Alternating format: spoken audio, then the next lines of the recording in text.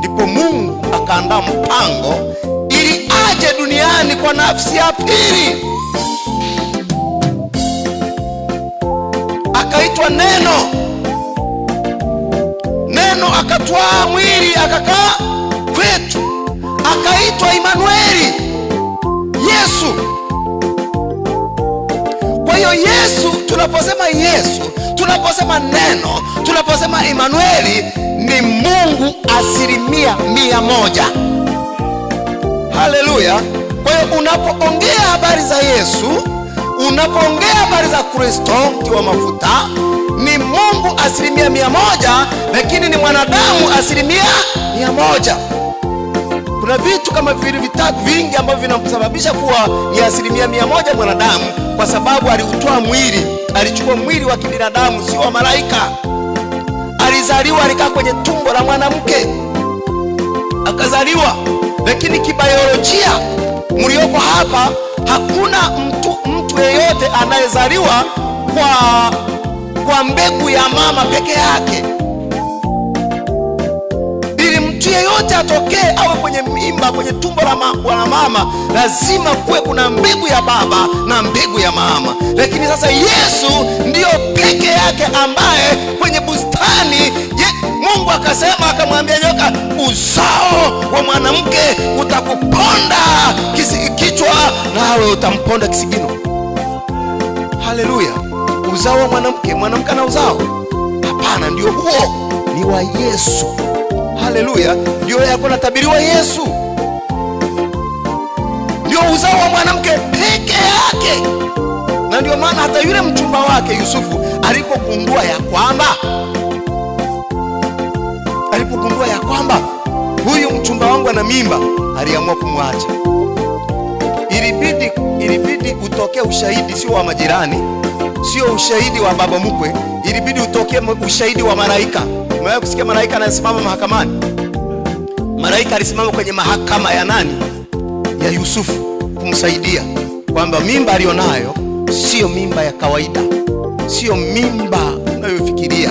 Hiyo ni kwa uwezo wa Roho Mtakatifu. Bwana asifiwe sana. Unaona, Roho Mtakatifu akishaingia ndani, akabeba mwili, akatoka kama mwanadamu. Bwana asifiwe sana. Lakini tunaona alihisi njaa. Unaona, mwanadamu 100% alihisi njaa, lakini tunaona alikula. Malaika hari, sawa, hawana na matumbo ya kawaida haya ya kwetu, haya yanayotutesa, malaria na nani na minyoo, hawana. Haleluya.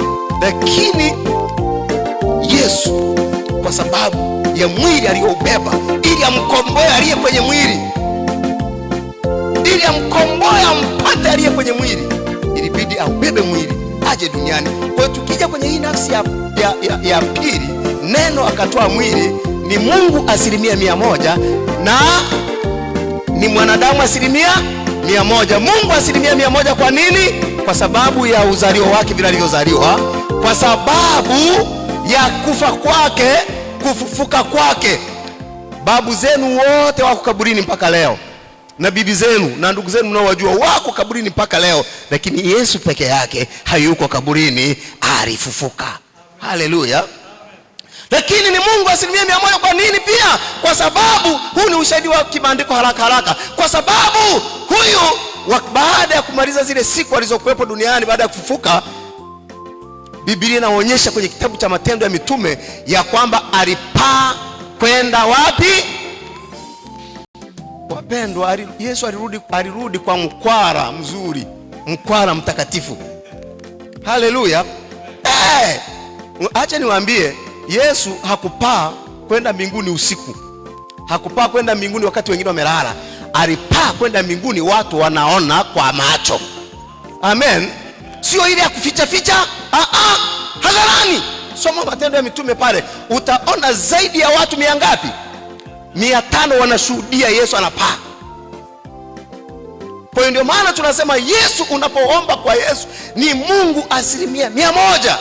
Waliona, alafu malaika akatokea akawaambia, hivi mlivyomuona akienda, vivyo hivyo atakavyorudi tena. Amen. Yes, sio nafsi ya pili. Mungu 100%. Na Roho Mtakatifu sasa